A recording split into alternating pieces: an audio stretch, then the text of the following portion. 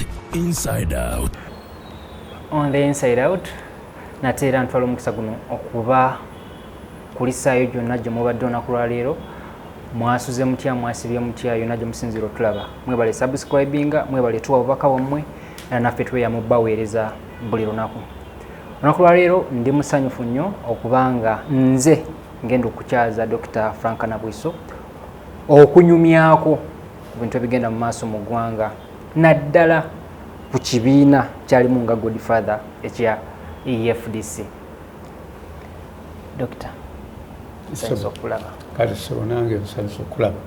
Mwebale kumpita kunyumyamu ne bannaffe abawuliriza biri mwebale musebo. Dr. omuntu watunulira opposition ya Uganda mu myaka nga kutandika katwali nti okutandika ne 2016 tasobola kuginyumya kuweza bigambo nga bisatu nga tayogedde ku Dr. Kizza Besigye. Opposition ya Uganda ebaddewo nga tekkiriza na President Museveni kwebaka. Opposition ya Uganda eyaliwo nga kati ne mu budget bateekamu supplementary budget favoring okubeera ne okuleeta ezo sente ezigenda aleeta bitankati ya gas biki nga tosobola kutambula kuva Jinja waffe paka ne Kampala nga tosanzeeko bimamba ku kkubo. Opposition ya Uganda eyo eri so strong twagiraba mu biseera bya Dr. Kizza Besigye nga tosobola kulaba bulletins oba amawulire ku mikutu gyonna ag'ennaku essatu nga temuli kyemukoze nga FDC. Ekibiina ekyali eky'amaanyi nga buli omu akyesimisa. Olwaleero luno okukyaza Dokita nandibadde ntunuulira nti kiki kye mutunuulidde ku kalulu akaddako. What are your goals as the FDC in the coming general election of 2026? Naye ate kinkwasaamu kennaku nti olwaleero tugenda kwogera waki kati FDC erina ebiwaayi bibiri ng'ate n'ekirala kigamba nti FDC kati teriiwo, tulina PFF.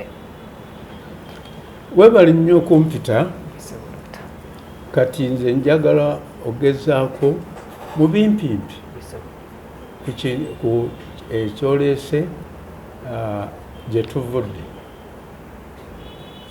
okuva mu 2006 mu mwaka 2026 olwo lwe twasitandika okulaba multi-party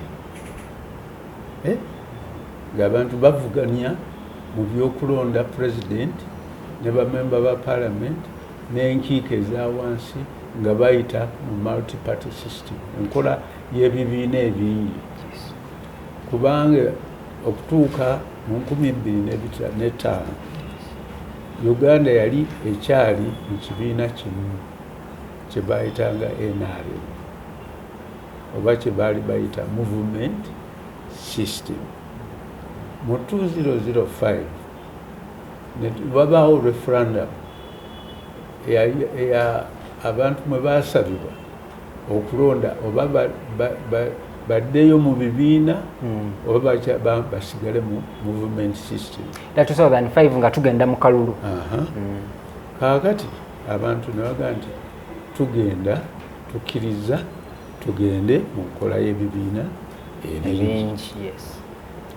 Mu 2005 Besigye Kizza Besigye teyaliiwo mu Uganda, yali agidduseemu ng'amaze okwesimbawo mu 2001. Mu 2001 yajjanga Namunigina. Okay. Kaakati bwe byagenda obubi n'agenda mu South Africa mu okubeerayo mu bubodamu. Kaakati mu 2004 August nga 7 mu Lubowa Estate yawo mwali meeting eyagatta ebibiina bisatu. Reform agenda yali yanyeyo. Omwo mwalimu Ronald Reagan okumu, mwalimu Nandala Mafaabi, mwalimu Geoffrey Kanya n'abalala abawerako. Ne Betty Kamya baali mu reform agenda. Kaakati mu parliament ne wabaawo gye bayita PAFO, Parliamentary Forum, abatakkirizaganya nga tebakkirizaganya n'ebintu ebikolebwa movement eyasooka okukulembera ekibiina ekyo ye Dombo Kipafo. Yes, Pafo. Already byali already registered nga they are registered parties oba byali Reform Agenda was a pressure group. A pressure group. Pafo was a pressure group. Okay. Kakati ekibiina ekyali registered kyekyapa Karuhanga kyeyateekawo mu 1996 n'avuganya bwa president. Baali bakiyita I think Uganda National Party or something. Ebibiina ebyo ebisatu ne byegatta nga 7 August ne bigaa nti tutonzeewo ekibiina ekijja kye bayita Forum for Democratic Change. Kuva mu bibiina ebisatu ne tufunamu ekibiina eki FDC. Besigye teyaliwo. Kakati abantu naga nti tunoonye ne Besigye ajje atwegatteko. Lwaki mwagamba tunoonye Besigye ng'ate mwaliwo abalala abakiko? Yali already ng'ali popular nnyo, lwaki mwasinzira? Yali popular because mu 2001 yavuganya ne President Museveni na omusango ne gugenda ne mu Supreme Court. Kitegeeza waliwo competition y'amaanyi. Yeah, very stiff competition. Era mu balamuzi abataano 3 nzijjukira Professor Kanyamba Sekoko n'omusajja yali we gundi eno mu Western Region ne bagamba Joseph Mulenga ne bakkirizaganya nti okulonda kwagenda bubi ne bayagala kudibwemu naye Justice Ben Odoki ye n'abeera n'akalulu akake n'aga nti nedda takkiriza. So as the presiding officer naga nti okulonda tekujja kudibwamu. Okiraba kwegamba ebintu bye tukola nga tetumaze kukola history na kugitegeera problemu eyo nene. Kakati bali abalamuzi ababiri Sekoko and Joseph Mulenga baafa gundi Kanyehamba akyaliwo naye ali ku ndiri. Now katugende mu maaso. Yes. Antunaga nti tugende tunoonye munnaffe Doctor ali mu South Africa. Yes. Ajje tumubuuze obanga akkirizaganya naffe tumuwe presidential flag abeere candidate waffe mu 2006. Gundi nakkiriza Kizza Besigye ne yeesimbawo kaakati omulundi ogwokubiri bwa president naye nga gwe gusooka mu FDC. Mu FDC. Yes. Njagala ontegeere mukitegedde. So n'alondebwa bulungi. Yes. Mu 2011 ne baddamu okumulonda n'avuganya era ebintu nga baga nti Besigye yasinga n'okukola bulungi naye era bali ne batakkiriza kumuwa buyinza. Mu 2012 he voluntarily resigned ku bwa president si mu kibiina naye ku bwa president bw'ekibiina n'asigala memba n'aga nti ye kati ayagala kozesa other methods ezinaayisaamu FDC okufuna obuyinza. Mu 2012 abantu ne balonda General Muntu. Yes. Major General Mugisha Muntu. Balina Mbole. 12. Yes. N'akulembera ekibiina. Emyaka 5 bwe gyaggwaako mu 2017 ne wabaawo okulonda okulala mu kibiina kubanga yo FDC ng'ekkiriza buli after 5 years wabeerewo okulonda. Kuli ntano. Yes. Now, Amriat Patrick engineer n'awangula ani? Mugisha Muntu n'atondawo ekibiina ekijja ekya ANT n'aga nti avudde mu FDC. Yes. Now abantu bwe bavuganya politics wa Uganda kiri very clear okulimba kubeerawo mu every election abasinga okulimba bayitamu abalimbye nga bateekamu eddiini batera okufuna obuzibu now jeno omuntu n'afominga ANT yes kaakati wembuuliza gwe ANT ogiraba otya tennaba kubeerayo kati amaanyi g'ebibiina tugapimira ku babaka bemulese mu parliament ANC terina mubaka wadde omu teriyo mu parliament ne Jema erinayo naye Jema alina ne Kyavidani yes People's Progressive Party balinayo now kaakati before 2017 yes Besigye ate yakomawo as a presidential candidate abe FDC ne bamukiriza ne batajiwa Mugisha Muntu yali president w'ekibiina kuba Mugisha Muntu ya taking over mu 2012. We are talking about representing a FDC party kuwa president, yes, but not in the party. Not okay, okay, fine. So Muntu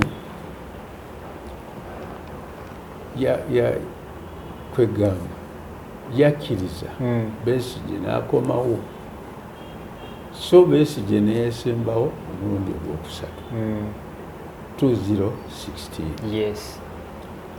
Kaakati era awo n'abasinga bungi external observers bagamba nti Besigye ye yawangula. Kaakati Besigye naga nti yateeseewo government ne bamukwata ne bamutwala mu kooti. Now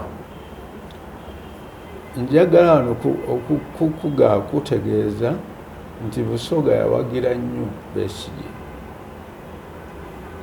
Bakitegeeza waliwo omuvubuka kati ye chief editor wa Daily Monitor bamuyita Daniel Kalinaki, ye yawandiika ekitabo ekiyitibwa Kiza Besigye His Unfinished Revolution.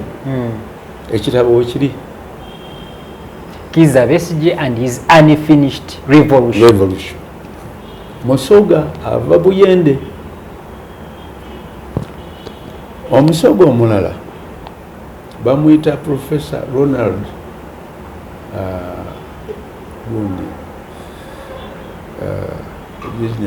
nja kulijjukira. Yes, yes. Naye ava Busede yawandiika Besigye's Basic Human Rights. Naluwayo yes.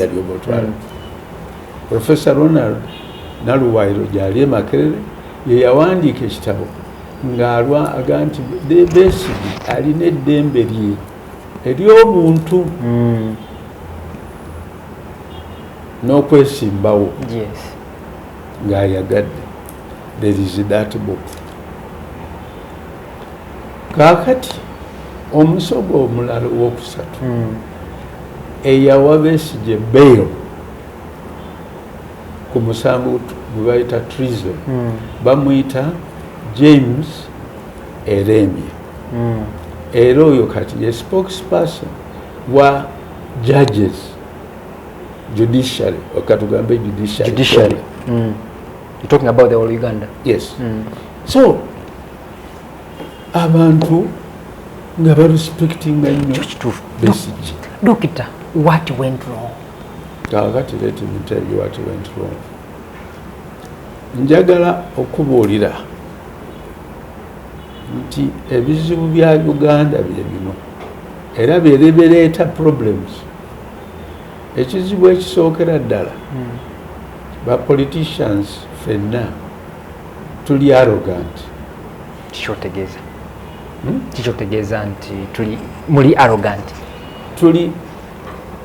We are egocentric. Twerowoolezaamu nnyo.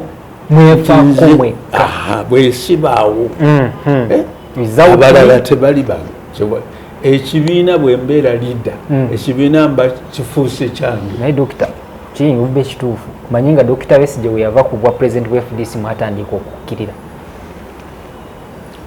anti ombuuziza where did we go? Okay, fine.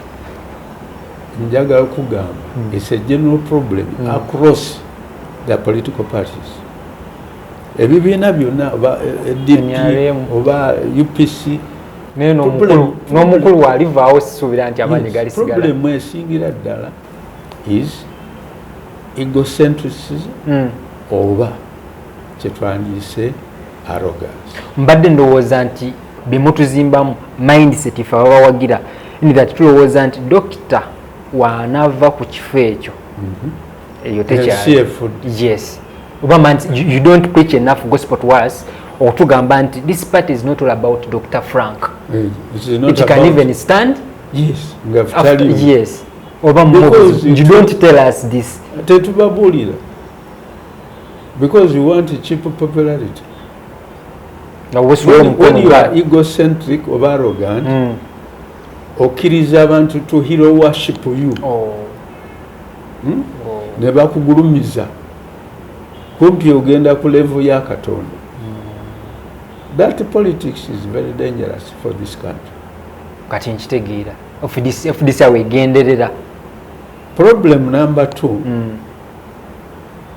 greed for wealth, greed for money. Mbadde ndowooza yandibadde greed for power kuba tuba tukolerera buyinza. Njagala nkozesa ekigambo money because money gives power. The power of the past. Yes. Kati ensimbi yafuuka Katonda wakuna mu Uganda. Kitafu omugulu ennyo, kitafu omwana n'omwoyo omutukuvu n'ensimbi. Katonda owokunoonya. Yes. Mu buli kibiina abantu abasinga obungi banoonya ssente. Kaŋŋambe nemugamba nti abasinga obungi a lot of leaders si muntu muwagizi naye abakulembeze bangi, which means ambitions ezaffe ababasindika twagala Dr. Frank Nabwiso agende atulwanirire omusolo mungi bino biki. Dr. Frank Nabwiso agamba kangende nkolerere family yange. Making sure that I run away from poverty permanently. Abaana n'abazzukulu mbalekere ekyembalekera. Ekintu kye bayita corruption oba obuli bw'enguzi of course kikwatagana ne money. Tukyali wali what went wrong. Yes. Obukuubagano obuzzeewo mu bibiina byaffe, a lot of it obukuubagano buli ku ssente, ku wealth na ku supportinga blindly, blind support. Kyetuyita mu luzungu olutonotono psychophancy. Nti kwegamba nze bwe mba mpagira omuntu I don't listen, nkozesa feelings rather than reason. Yes. Ne documentary tulina n'ensamba egamba temulina kye mutugamba. Yes. So siwabulwa sikola ki Frank ewange. Yes. Yes. So kakati okuva mu 2017 naawo muntu agenze mu ANT. Besigye agenze mu Komera. Yes. For treason. Yes. FDC nesigaza ba leaders. Particularly Amuriat. Yes. And Nandala Mafari. Nenjagala otegeere nti Amuriat yayingira mu parliament nange mu 2001. Mu 2001 parliament ey'omusanvu nga tewali na party politics awo twali namunegina merit yeah nange mwenayingirira so he's a professional civil engineer era yabeerako chairperson wa committee ekola ku structures egundi infrastructure yes so toyinzaga nti talina magezi kituufu is a civil engineer listed as a civil engineer Nandala Mafaro yayingira mu 2001 ate yali mu reform agenda gyebagatto wamu okukola Amuriat yali mu PAFO yes so abantu abo baliyo edda bayingira mu FDC okuva mu bibiina bye baalimu nga banoonya kigambo kiki kwegatta now mu 2021 ne banoonya ani anaabeera presidential candidate wa FDC ne bakkirizaganya kwa Amuriat yes now there is information which I think is documented that BESIGYE attempted to settle Najja Nankumbi tuwagire Kyagulanyi no bali ne bagaana. Why yet you also have a presidential candidate? Naga nti naffe tulina president ate kyetaaga national delegates conference. If you are a Democrat ogendera kuki ku national delegates conference. Yes, because as a party you decided to have your own candidate. Born ne bakkirizaganya mu party yaabwe that Amuriat will be the flag bearer. Dr. Kizza Besigye okujja olukonko lweyongera okwesimamu FDC nkulaba kende maaso. Kakati Besigye did not support candidate we FDC representing the party on a national flag. Yes, teyamukolera campaign. Era kyalowoozebwa nti ajja ku extendinga some financial help okulagirira bano ye weeyajjanga ensimbi. Those three presidential races on behalf of FDC. Who secretly funded? Yes. He did not disclose that information to them. He did not help them. Kyekyogeddeko okweyagaliza. Sinaba kutuukaawo naye njagala kukunnyonnyola gye tuvudde. Yes. Now, nze eyakulembera akakiiko FDC ke yateekawo okubuuliriza mu allegations za Besigye ze yakola ng'agamba that Nandala obtained money from State House to sell the party to Museveni. Ontegedde. Now nze simanyi we batunda ebibiina situndangako kibiina. Dr. Wakomawa. So I'm going to very briefly. Yes. Kwekyo kuba ne sente besi yagamba yazifuna bazireta. Evidence gye twafuna nti musanvu was that National Council FDC asked Nandala Mafari to borrow money for elections as at 2021 January. on behalf of the party. Nga party terina sente. There is a clear resolution eyayisibwa National Council FDC. Gundi na borrowing another borrowed 580 million shillings from Stanbic Chambogo from his own account. Person? Yes. Yes. Mu Uganda balina billions bameka. Mu Uganda temulimu bantu abalina billions ku accounts zaabo. They have many people. Many. Yeah. So he borrowed the money. N'atulaga empapa.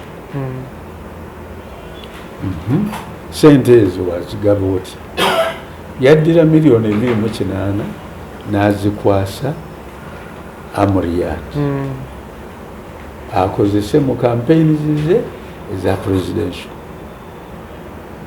Amuriat wali twamubuuza teyegaana sente ezo, and we have told him, I have told him several times, telling the public, you borrowed, you were given that money, and how you used it, that is not the issue. What is important, to explain the money which Nandala obtained for the party.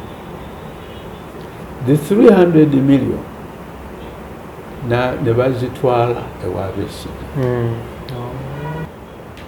Zali siringi 2,200 empya. So they took it to BESIGYE. He recorded the serial numbers. Bo bagamba nti bazitwalayo because Nandala and Kenya were also in their own elections. So the secretariat ejja kozesa sente ezo nga zimaze okuba approved naye bazitereke omuntu omukulu mu kibiina, a trusted party leader. It is true that BESIGYE transferred that money to Zambia, is a supermarket and petrol station. Yes. He has not denied that. Never. Now, the secretariat went to him and he paid them in installments. So, twabuuza kakati gwe yakukubira essimu from State House nti gundi azze n'otwalawo mu sente yaani. Kitegeeza yi teyamanya nti sente zivudde wa Nandala. Iwe yalaba essente n'alowooza nti agabe ebisawo by'essente mu Uganda aliwo. Naye yatwala omusango ogwo ewa Birigwa chairman we Busaabala ne Birigwa n'agira ki ne batuula enfunda nnya and they failed to agree. Yes. Kati ffe ne batuleetamu nga the last resort to now inquire into the sources of that funding. Yes. So we said, sentes finger by elders, we have not found sufficient evidence to incriminate Nandala Mafara. Oba mwe like temwagamba doctor oba tewaliwo communication between the Amuriat and Nandala and doctor ku by'essente nti ngenda funa loan, ngenda funa sente bwe ziti nzireete, oba bakikola nga takimanyi ne bamutwalira ng'era takimanyi. No, but if you are in the BESIGYE's footsteps, yes, bantu bakuleetera sente nga tozimanyi n'ozikwata tosobola. Kubulidde, there was a National Council resolution, FDC. And before we issued that report, twatuuza abantu bana. BESIGYE, Amriat, Nandala, and Kanya. Tugenda issuing our findings. But before we do that, first, terms of reference is it Uganda. If you want to read the report, you read. Tuzibawo. Kanya naga nti zebana. Chenda vechikulu nyozi to reconcile. Bino byonna tugenda tuwogera abantu bajja kukyusa ebyogeddwa bakyuse report baga nti ate report Nabwiso was what was bribed. The change is reconciliation.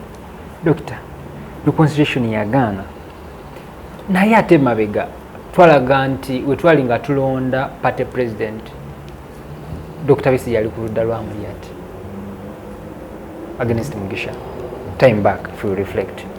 Naye ate okutattaganizibwa kuno omukwano gwe gufiirawa. Now, balina personal problems. Kwegamba nze nyinza okuba nga sikwagala. Yes. Oba ne tutuuka ku butakkaanya. Naye obutakkaanya obwo nesiburestrictinga ku personal level. Kubanga ekibiina bannannyini ekibiina bali walala. Ondaba? Yes. The owners of the party babeera in Rukungiri, Masaba, babeera Karamoja. These people, body yaabwe enkulu ennyo is the National Delegates Assembly. Ebeerawo buli luvannyuma lwa myaka eki. Ne babeera ne National Council. And there is also Executive Committee. Now, by leaders, when they disagree, bali tebabafaako, tebagamba nti naye ekibiina kino si kyaffe, ky'abantu bali. Once you own, n'olowooza nti ekibiina it belongs to you, bali to reason is very important, tozifaako. Doctor, mu kaseera kano nga FDC ebaddemu ebiwayi bibiri, FDC Katonga wano wetuli okumpi ne FDC Najjanankumbi, nga father wa party eyaliwo ng'ekibiina kitondebwa, nga ne side ya FDC Katonga egamba kati ekibiina tukisansu tukijjewo tufunemu ekibiina ekirala, nga side eri egamba ekibiina kibeerewo sifaayo oba mukole ekirala naye FDC yoweeri. Kiki ky'owulira nga ggwe? First of all, era kyakulemera ddi okutuula n'abantu bano ababiri? Sooka owulire. FDC teyalina biwaayo bibiri. Yali FDC egi era buli lwakuna tugenda mu press conference Najjanankumbi. Naye nga Katonga is a pressure group. Nga UYD bwe yali mu DP. Buli political party ezibeerawo mubeeramu pressure groups. Yeah, NUP yalina people power. And the pressure groups are useful. Yeah. First of all, to try and keep the leadership. Okulumaininga ng'eweereza ki abantu. Era nga tejja buyinza bw'abantu ne butwala. That's one of the purpose, the usefulness of a pressure group. Two, pressure group eba eyagala mu following ideology y'ekibiina, ideological issues. Yes. Endowooza egatta abantu. Dr. kyogezako ogamba nti FDC Katonga terina buyinza ogamba nti kati ekibiina tukisattuwe. Terina. Ng'ate mwe muli abanene nga Dr. Kizza Besigye, ba Dr. Erias Lukwago, ba Ssemujju, Salamu Musumba, tebalina buyinza. These are individuals. Yes, Doctor. You can even want bwoba kubuuza membership. Are they still members? Because they have cards for this. Batondawo ekibiina, that is true. Ne bakiyamba. It is also true that BESIGYE was invited to lead the party. Yes.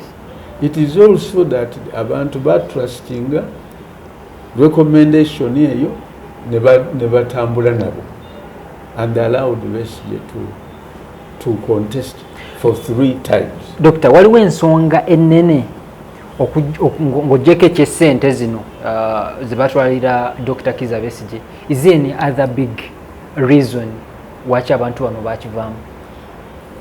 Yes. Nkubuulidde ekisooka ya egocentrism, arrogance.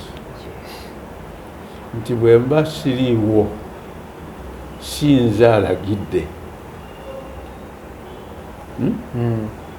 Olwo ekibiina kifudde.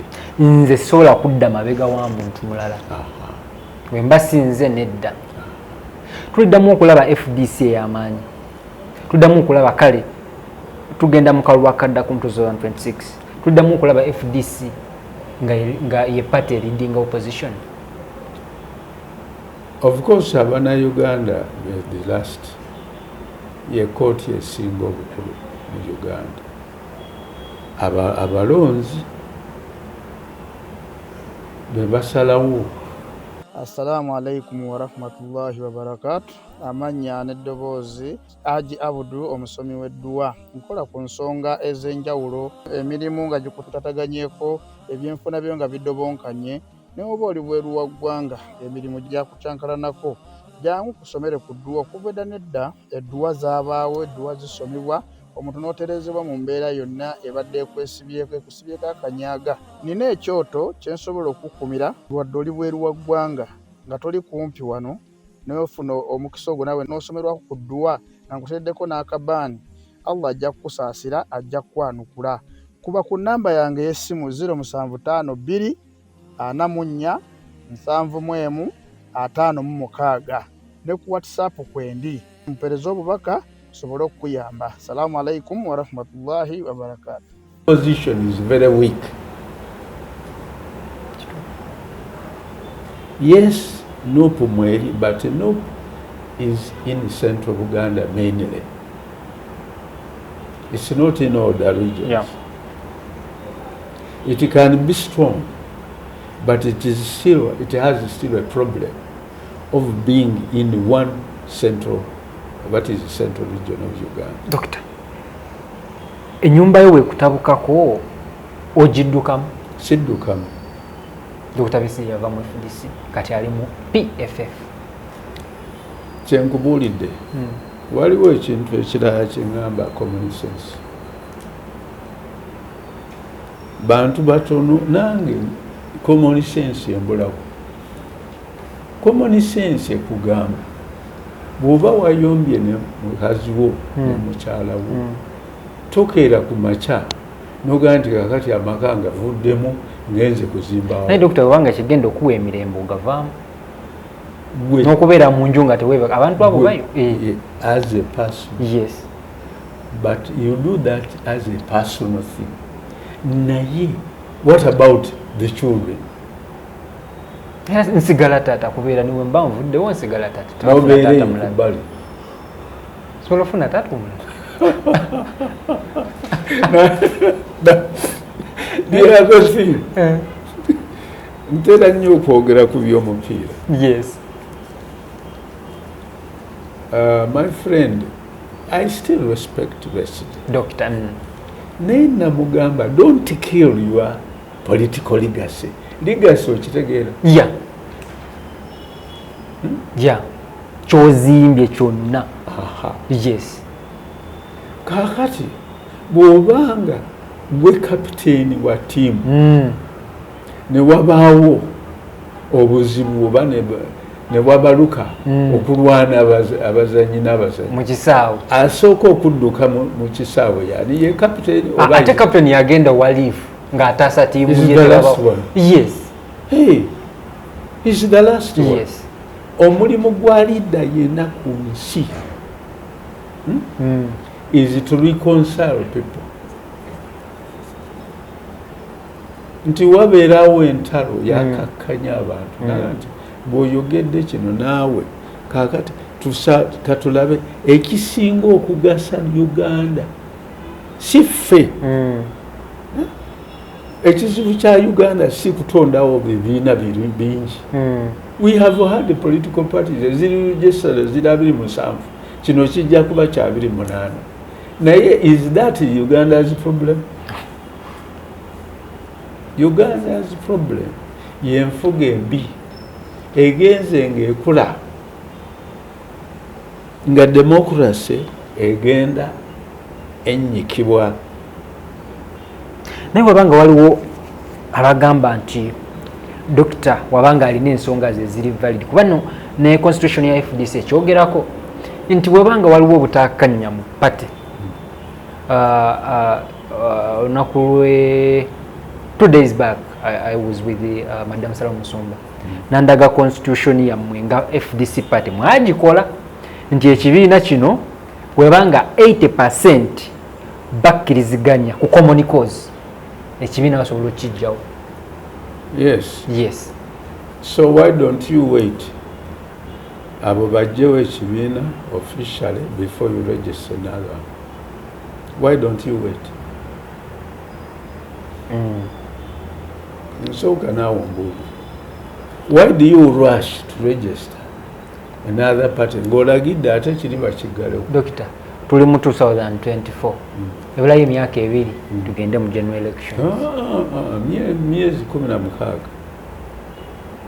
actually 15. Yeah, tuli mu gwa 9 kituufu. Now 15 months olagidde ekiri bakijjawo oteesewo kino tebanna bakiwandiisa kaakati gwe agenda yeriki twagala tutuuke mu election ngokwezi twamala processing twakiwandiika electoral commission yetumanyi tulabikire ku ballot. Yes. Kaakati mulabikira naye obuze ogyewo ekizibu kya Uganda abo bonna b'oyogerako baali mu parliament 7th parliament. Yes. Amulyat yalimu Nandala yalimu Salamu yalimu. Yes. Nze ayogera nali mu 7th parliament. Nze mubaka yekka eyayimira ku magulu n'entwala ekiwandiiko eky'Lwakitula ekyagamba nti baagala kufuga Uganda emyaka 50 n'ebirimu byasengekebwa bulungi. Tulina okwesigaliza mu magye, tulina okumakinga sure nti abaana baffe basoma, ye beginning ya State House scholarships. Tulina okulaba nti ba business meni baffe tubongera mu sente bagaziya amakolero. Tulina okusomesa abaana basobole okuba n'obukugu okuyingira mu important jobs in the country. Gwe nze nenkiteeka ku speakers table. Byenayogera byali bibi. So where is Uganda today? Now, nze n'abatono, we were only 50. Far baagana to remove presidential term limits mu constitution. Twali abantu nga 208 at that time. I think 283. 50 of us. Amulyat yalimu, nze nalimu, Salamu yalimu, Nandala yalimu. Abaagana kyokka abaagana abasinga okihedinga muli ba Eastern abakiyambako okuguka nabo ba Eastern. Oh yes, but what is wrong with that? If Easterners do something good, if Westerners do something good, yes, what is wrong? There's nothing wrong. Because for me, I don't believe in primitive accumulation of wealth. I don't believe in primitive tribalism. Twali tulani common ebintu ebitusobola okwamba eggwanga nga the key factors you've outlined. minutes ago. Naye kati okuba nti twawuddemu ekibiina lwa busente lwe baleeta. Si busente kyokka nkubuulidde ekisingira ddala it is egocentrism and arrogance in politics. Dr. Ngatumali. Not just money. Yes. Naye okwebala. Yes. Nti gwosinga abantu abalala amagezi. Without you ate ekibiina kyekyo. The moment you want to say you still become the owner of the party. Ne weerabira nti Uganda ejja kubeerawo nga naawe ovudde ku nsi. Dr. Ngatumaliriza. Njagala ompe teekeyo ku kibiina kya dokita ekipya PFF. Njagala ompe sobatek on that. Sobatek mbaagaliza ebirungi byonna ebisoboka. Naye kyeŋŋamba, don't be arrogant. Mulekere mwenna naffe ffenna tulekere okuba arrogant and egocentric. Ekyokubiri tuleme kunoonya ssente nga tugenze mu buyinza, tukolerere abantu. Thirdly, tusigaze legacy, erinnya lisigalewo, because bajjajja baffe baana baffe baani bagenda kubeerawo. What happened to the strongest opposition party eyaliwo for over 15 years? Anti binkubuulidde soosi yeeyu bantu kulowooza. Njagala osome ebbaluwa Amanya Mushega gye yawandiika. Yeah, we can send you a copy. Gye yawandiika mu 2015. Nja kujjukiza dokita. Nanga nti omulimu gwa liida omukulu ennyo kwe always to look for reconciliation. N'okugamba nti kino kigenze bubi mu nsonyiwe. Nyerere yeetondera abantu mu Tanzania. Naga nti bannange nali mpushinga ekintu kya socialism. Naye gwe tulaba nga okwetonda ng'oli mufuzi oba omenyese nnyo obuuse nnyo. What is wrong omuntu omuli mufuzi? Taata mu maka okwetondera abaana. Okwetonda ate omukazi. Why don't you? What do you lose? Nothing. Humility. Obuwombeefu okwetoowaza ye major source of good leadership. Mbuuliraayo ekirala mu Matayo sura 28 abayigirizwa bagenda buuza Yesu Kristo, kaakati obukulu eyo waggulu ani alibeera mukulu waggulu eyo? Naga nti naayita akaana akato, naga nti okujjako nga weetoowaziza ng'akaana kato. You're not tugenda kusikira. Dokita, tusobole okulaba PFF ey'amaanyi ng'ebiseera byawo okutwaka? Maybe, but the leaders benaakalaba bwe baagala okuyongoosa ne batuggyako kiri eky'emyaka 5 n'okuzza eddembe mu Uganda, bakole ebintu bino. One, balwanirire okuzzaayo presidential term limits mu constitution. N'aba NUP byonna bye baliko babiveeko, batwale ekiteeso obanga Lumwale asobola okuleeta ekiteeso omuntu omu n'agamba nti ayagala to amend the constitution. Let one of them do it. Agambe nti I am asking leave of the house to bring a bill to return presidential term limits, age limits, yes, removal of presidential power mu kulonda abalamuzi n'okulonda akakiiko. Ebyo ebina Uganda enabeeteredde, enaaba ezzeeyo ku luguudo towards democracy. Tuyanziza Dokita. Nga tobikoze, we are just joking. Tuyanziza Dokita. Thank you very much. On the inside out, tubadde ne Dr. Frank Nabwiso. Mwebale tulaba.